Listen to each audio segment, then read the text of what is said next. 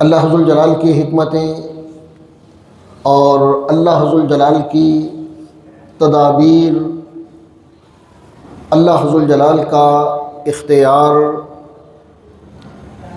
اور بندے کا اللہ ذوالجلال کی رحمتوں کے ساتھ پر امید ہونا، وابستہ رہنا، یہ سب کچھ اس سورہ میں بیان ہوا۔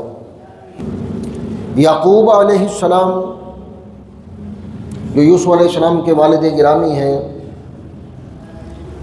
ان کا اپنے بیٹے سے یوسف سے پیار، محبت اور قلبی لگاؤ، بیٹے کا جدا ہو جانا، گم ہو جانا، سورہ یوسف کی 84ویں آیت کریمہ سے آج ہم اپنی اس بات کا آغاز کر رہے ہیں۔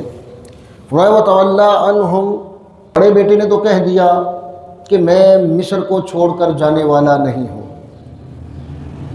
باقی جو 9 بھائی تھے انہیں کہا کہ تمہیں جانا ہے تو جاؤ، میں تب تک یہاں سے نہیں جاؤں گا جب تک میرا باپ اپنا کوئی فیصلہ نہیں سنا دیتا میرے بارے میں، یا اللہ ذوالجلال کی طرف سے کوئی فیصلہ نہیں آ جاتا۔ اور یہ ایک احساس جرم تھا، ایک ندامت تھی، ایک شرمندگی تھی کہ باپ کے ساتھ پہلے ہی ہم یوسف کے معاملے میں جو کچھ کر چکے ہیں، وہی صدمہ، وہی دکھ، وہی تکلیف باپ آج تک برداشت کر رہا ہے اور وہ ابھی تک دور نہیں ہوئی، ختم نہیں ہوئی۔ اسی باپ کے ساتھ اس کے دوسرے بیٹے کے معاملے میں اگر یہ سب کچھ کرنے کے بعد، اسے کھو دینے کے بعد، باپ سے جدا کرنے کے بعد جب ہم خالی ہاتھ باپ کے پاس جائیں گے تو باپ کا رد عمل جو ہوگا وہ میں تو برداشت نہیں کر سکتا، میں تو نہیں دیکھ سکتا، لہذا تمہیں جانا ہے تو جاؤ، میں واپس نہیں جاؤں گا۔ اب وہ رک گئے، باقی 9 بھائی واپس چلے گئے۔ وَتَوَلَّىٰ عَنْهُمْ، وہ واپس اپنے باپ کے پاس چلے گئے۔ وَقَالَ، اور کہا، یا اسفا علی یوسف، کہ مجھے یوسف کے بچھڑنے کا، جدا ہونے کا آج تک دکھ ہے، افسوس ہے، تکلیف ہے۔ وَابْيَضَّتْ عَيْنَاهُ مِنَ الْحُزْنِ، دکھ سے رو رو کر اپنی آنکھیں سفید کر لیں، بنائی جاتی رہی، نابینا ہو گئے۔ فَهُوَ كَظِيمٌ، اور وہ بہت تکلیف میں تھے، بہت صدمے میں تھے، بہت درد میں تھے۔ قالوا، اب وہ بیٹے بولے، تاللہ تفتؤ تذکر یوسف، کہ اے ہمارے ابا جان، اب یوسف کا تذکرہ کیوں نہیں چھوڑتے، یوسف کو بلا کیوں نہیں دیتے، انہیں یاد کرنا کیوں نہیں چھوڑتے۔ حتی تکون حرضا، آپ گھل جائیں گے، ختم ہو جائیں گے رو رو کر، اس شدت تکلیف سے، شدت درد سے آپ اپنے بیٹے کے غم میں رو رو کر خود کو ختم کر لیں گے۔ او تکون من الہالکین، مر جائیں گے، ہلاک ہو جائیں گے۔ بیٹے کو یاد کرنا، بیٹے کی یاد میں رونا چھوڑ دیں، لیکن ایسا نہیں ہوتا۔ اللہ اکبر۔ ان کے اس رونے کے حوالے سے حضرت یعقوب علیہ السلام کے ایک منہ بولے بھائی تھے، ایک بھائی بنایا ہوا تھا۔ وہ بھائی ایک دفعہ آپ کے پاس آیا، آپ سے پوچھا کیا حال ہے، تو آنکھوں سے آنسو، اسی طرح رونا، گڑ گڑانا بیٹے کی جدائی میں۔ تو وہ سارا حال سنایا کہ میں بیٹے کی جدائی آج تک نہیں بھول سکا، مجھ سے برداشت نہیں ہوتی یہ تکلیف، یہ دکھ مجھ سے سہا نہیں جاتا۔ جب یہ ساری باتیں آپ نے اس بھائی کو بتائیں، اپنے دوست کو بتائیں، تو جبرائیل علیہ السلام آئے اور آ کر کہنے لگے کہ اللہ ذوالجلال آپ کو سلام کہتا ہے، اور ساتھ یہ کہتا ہے کہ کیا تم اب میری مخلوق کے سامنے، میرے بندوں کے سامنے میری شکایت کرو گے؟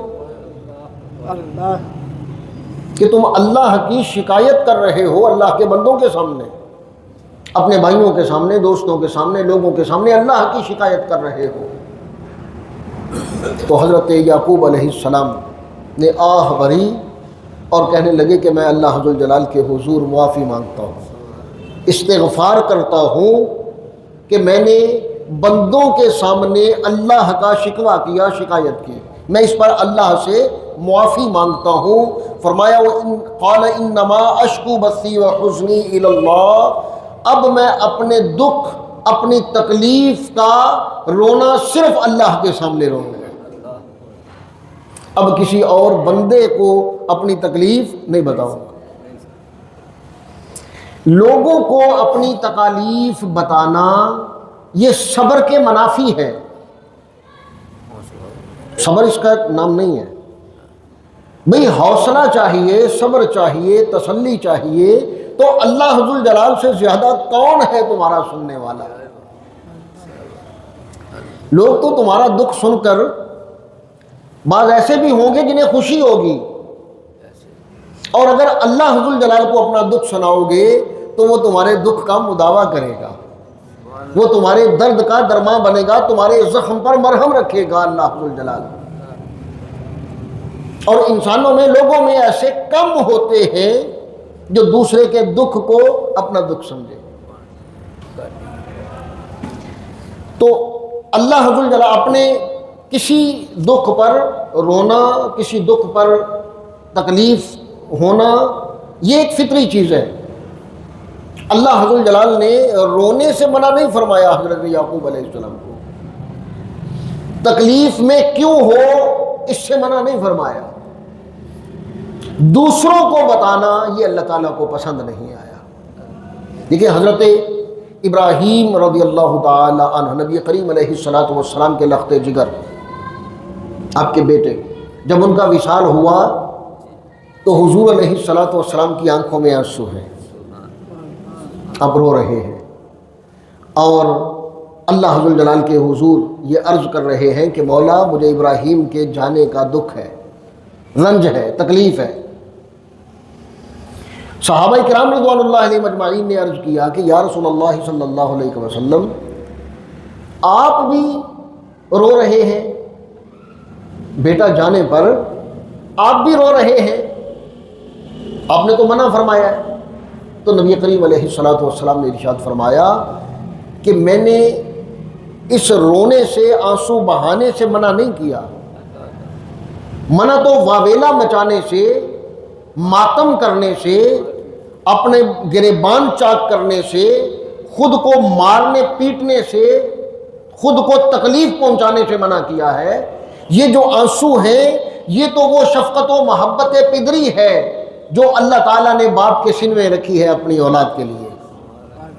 یہ تو وہ محبت ہے، وہ شفقت ہے جو اللہ تعالیٰ نے اپنے اولاد کے لیے، باپ کے دل میں اس کی اولاد کے لیے اللہ تعالیٰ نے رکھی ہے۔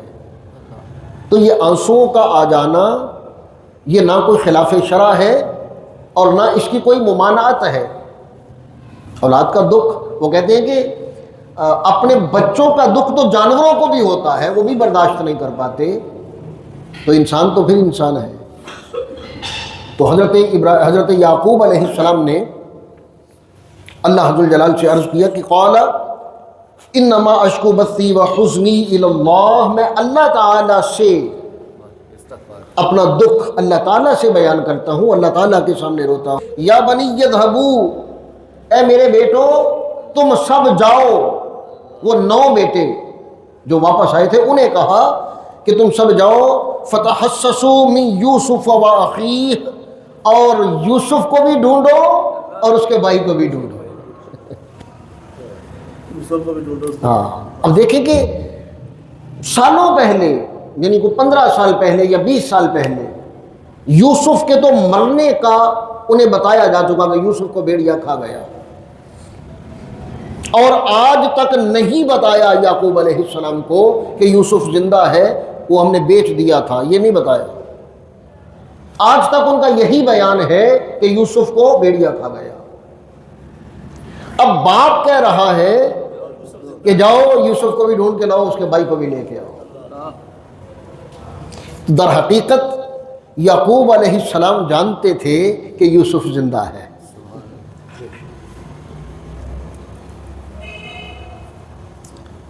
اللہ اکبر۔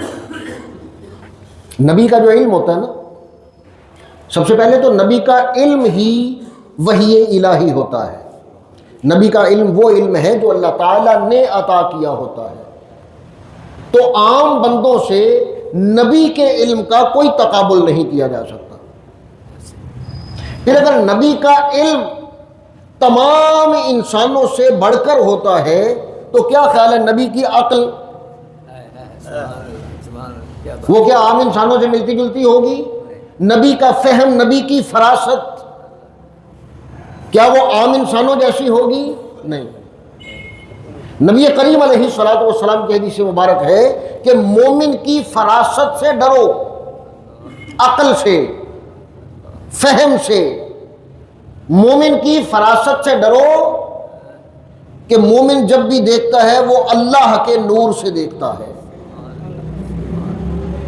یہ عام مومن کی بات ہے کہ مومن جب دیکھے گا تو اللہ کے نور سے دیکھے گا، لہذا مومن کی فراست سے ڈرو۔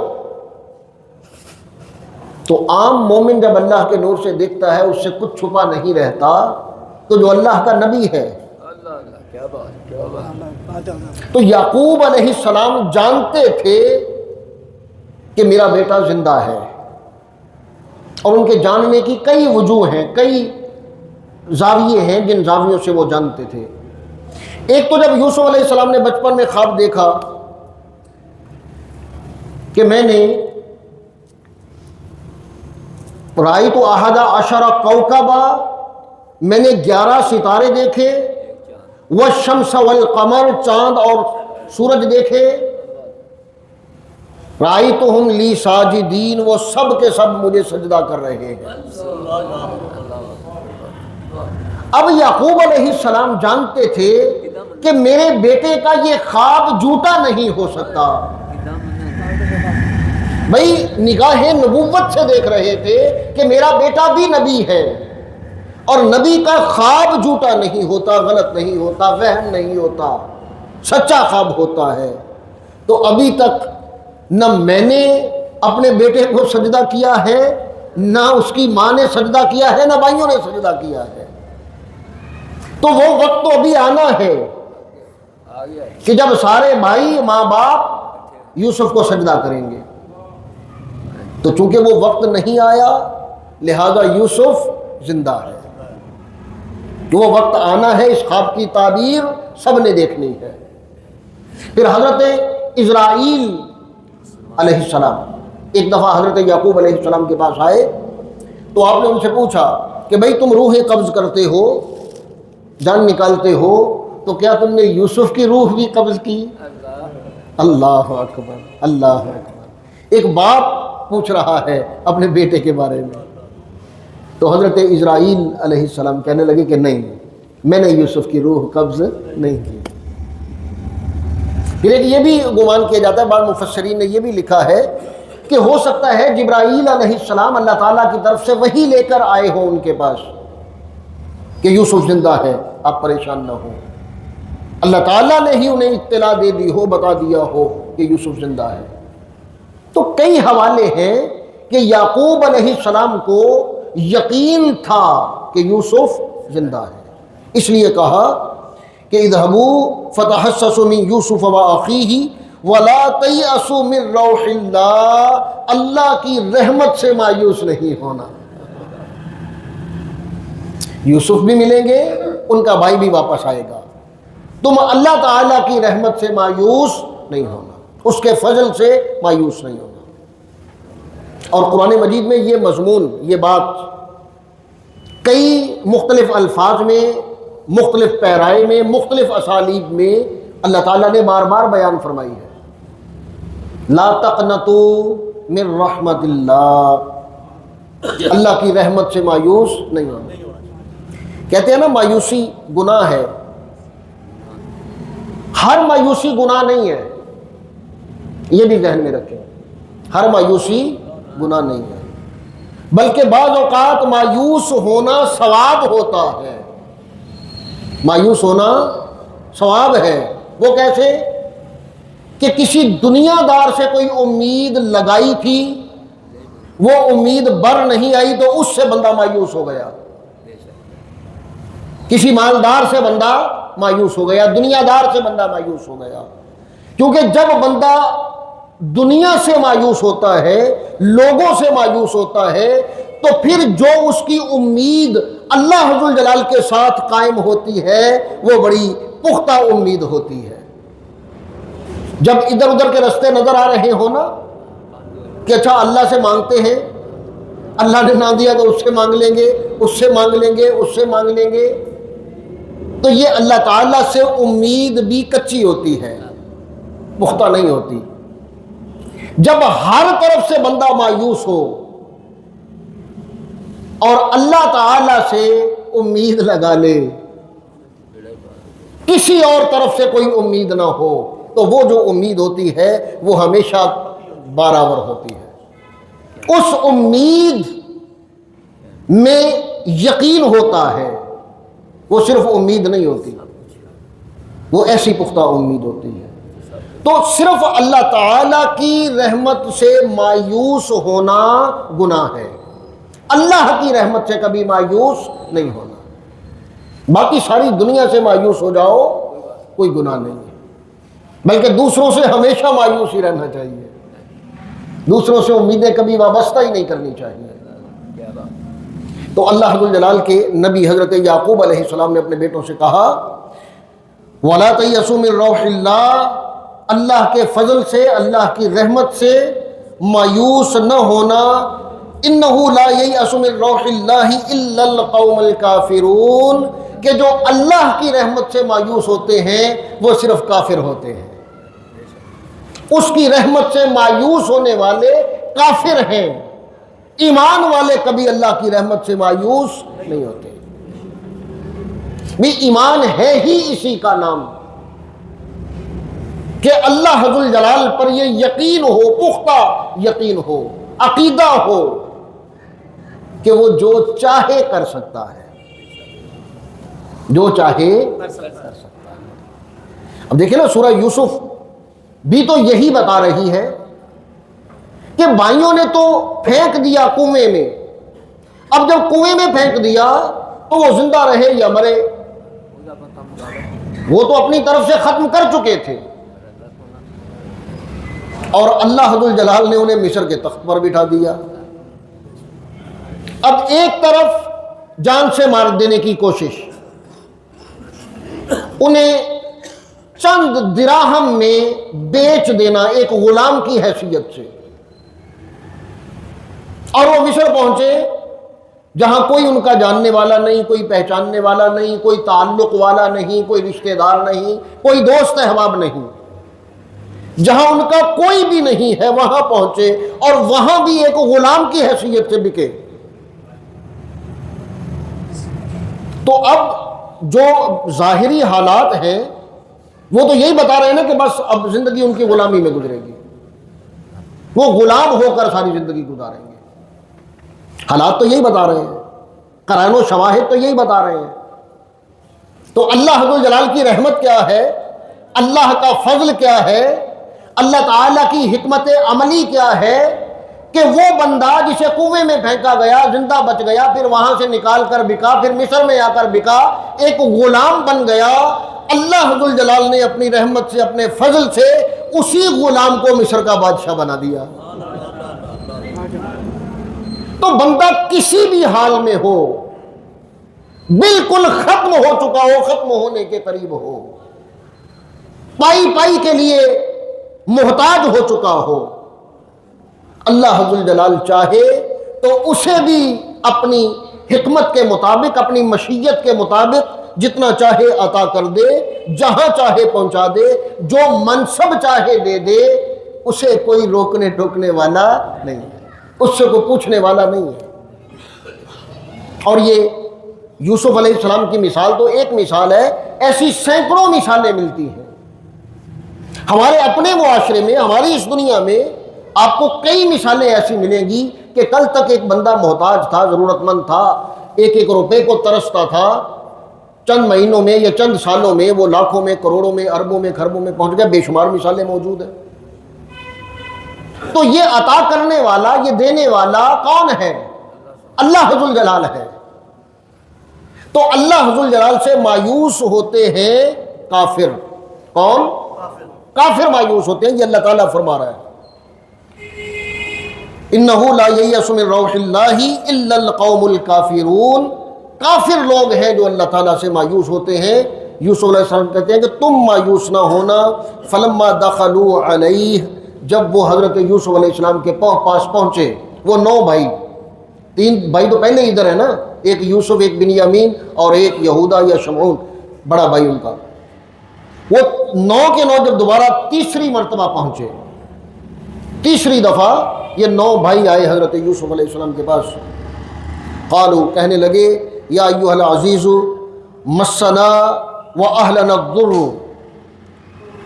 اے عزیز مصر، عرف عام میں اے بادشاہ سلامت، ہمیں اور ہمارے گھر والوں کو، ہم سب گھر والے بھی، ہم بھی بہت تکلیف میں ہیں، بہت نقصان میں ہیں، بہت ضرر میں ہیں۔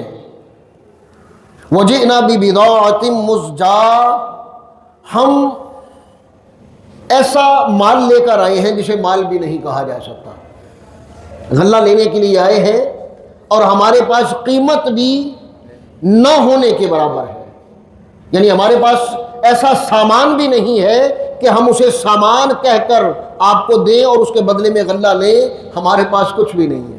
یہ جو کہا ہے نا انہوں نے ببضاعۃ مزجاۃ، یہ کہتے ہیں، اس کے بارے میں مختلف آراء ہیں مفسرین کی۔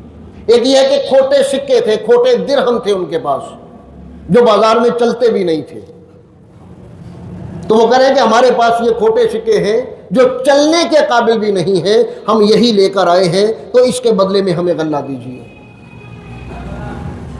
اب یہ کون ہے؟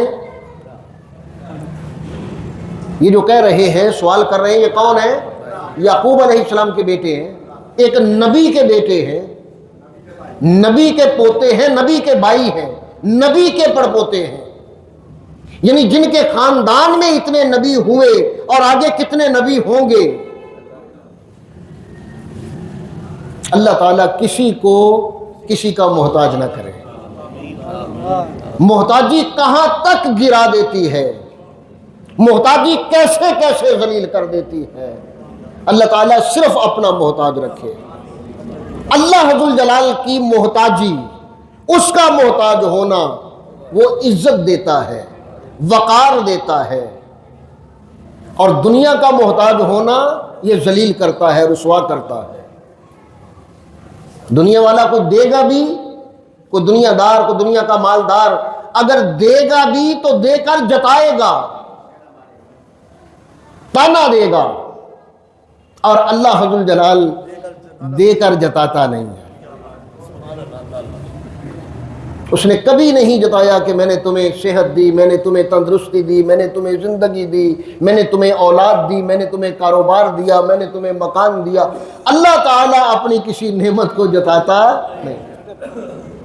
اور پھر دنیا دار اگر کوئی دے گا تو اس کے دینے کی ایک لمٹ ہے، ایک حد ہے، وہ کتنا دے لے گا، 100 دے لے گا، 1000 دے لے گا، لاکھ دے لے گا، 10 لاکھ دے لے گا، آخر اس کی ایک حد ہے، اور وہ ذات دینے والی ایسی ہے جس کی کوئی حد نہیں،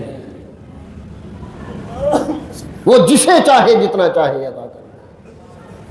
اور اللہ ذوالجلال کے علاوہ یاد رکھیے، اللہ تعالیٰ کے علاوہ دینے والا کوئی بھی ہو، اس کی ایک حد ہے۔ یہ بات بڑی اہم کر رہا ہوں، بڑی ضروری سمجھنے کے لیے۔ اس کی ایک حد ہوگی۔ آپ کسی اللہ کے ولی سے بھی مانگے، اس کی بھی ایک حد ہے۔ اللہ کے نبی سے بھی مانگے، اس کی بھی ایک حد ہے کہ وہ بھی مخلوق ہے، وہ بھی خالق نہیں ہے۔ وہ بھی اتنا ہی دے سکتے ہیں جتنا دینے کی انہیں اجازت ہے، کیونکہ ان کے اوپر بھی ایک اجازت دینے والا ہے، ایک خالق ان کے اوپر بھی ہے، ایک حاکم ان کے اوپر بھی ہے، ایک مالک ان کے اوپر بھی ہے۔ تو اللہ ذو الجلال تو وہ عطا کرنے والا ہے جس کے اوپر کوئی حاکم نہیں ہے، کوئی مالک نہیں ہے، کوئی اجازت لینے والا یا اجازت دینے والا نہیں ہے۔ تو اللہ ذو الجلال اپنی محتاجی عطا فرمائے، اپنے علاوہ کسی کا محتاج نہ کرے۔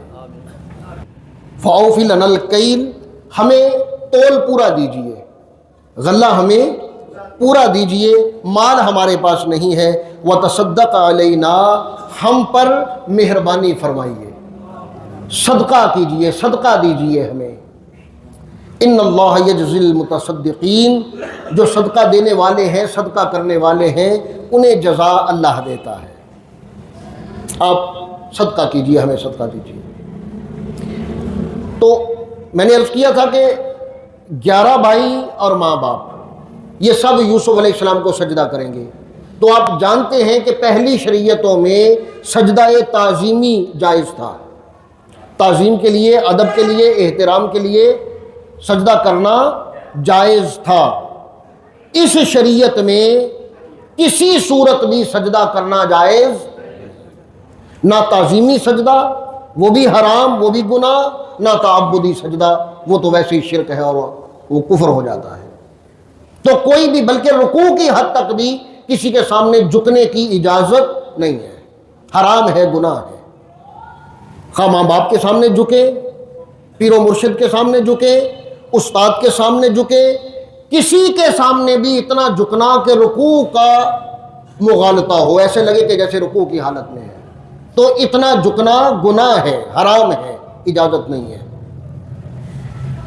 تو پہلی شریعتوں میں سجدے تک جائز تھا، سجدہ کرنا بھی جائز تھا، تعظیماً اپنے ماں باپ کو یا استاد کو یا کسی بھی قابل احترام شخصیت کو سجدہ کرنا بھی جائز تھا۔ ہماری شریعت میں جائز نہیں ہے، بلکہ قبر کو چومنا بھی منع کیا ہے ہمارے اکابرین نے، کہ جب چومنے کے لیے جھکتے ہیں تو شک پڑتا ہے، کوئی دیکھنے والا سمجھے گا کہ شاید سجدہ کر رہا ہے، لہذا قبر کو چومنے کے لیے بھی نہیں جھکنا چاہیے، سٹریٹ کھڑے ہو کر دعائے مغفرت کیجیے، فاتحہ خوانی کیجیے۔